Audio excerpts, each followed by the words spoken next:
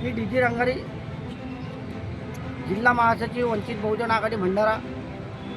आज नगर परिषदेचे जे इलेक्शन या ठिकाणी साकोली शेंदुराबा नगर परिषद लागलेले आहेत, त्या ठिकाणी वंचित बहुजन आघाडीचे प्रभाग 7, प्रभाग 6 आणि प्रभाग 5 या प्रभागामध्ये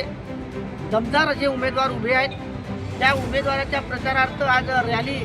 झेंडा चौक शेंदुराबा या ठिकाणी सुरुवात झाली आणि ती रॅली प्रभाग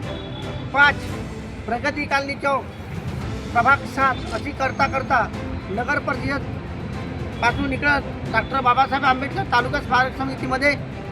आली आणि या ठिकाणी प्रचंड असा वंचित बहुजन आघाडीच्या कार्यकर्त्यांचा आणि लोकांचा प्रतिसाद लाभला। या ठिकाणी नगर परिषदमध्ये जे काही आमचे उमेदवार उभे आहेत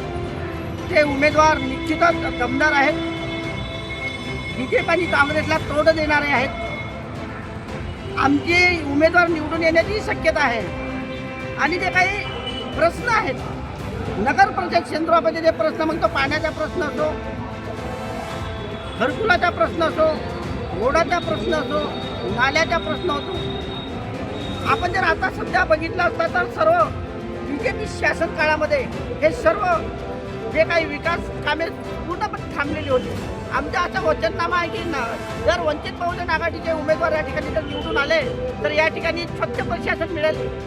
पाण्याची स्वच्छ पाणी मिळेल,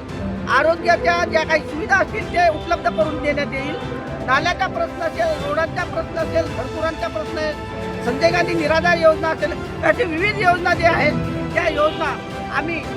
या ठिकाणी लागू करण्याचा आपण प्रयत्न करू। आणि आम्हाला पुन्हा आव्हान आहे, जनतेला आव्हान आहे की साकोली शेंदुराबा नगर परिषदमध्ये असलेल्या मतदारांना आव्हान आहे की त्यांनी प्रचंड बहुमताने सिलेंडर गॅस नगराध्यक्ष पदाचे उमेदवार या ठिकाणी ओळखीला रामटेके आहेत। त्यानंतर प्रभाग 7चे उमेदवार विद्या रंगारी या ठिकाणी आहेत, प्रभाग 5चे यादवराव गणवीर आहेत, प्रभाग 6मधून रोशन भोवते आहेत आणि पुन्हा जनरल महिलामधून गीता वलथरे आहेत। हे सर्व उमेदवारांना आपण प्रचंड बहुमताने या ठिकाणी निवडून द्याल असे मी वंचित बहुजन आघाडी महासचिव नात्याने मी विनंती करतो।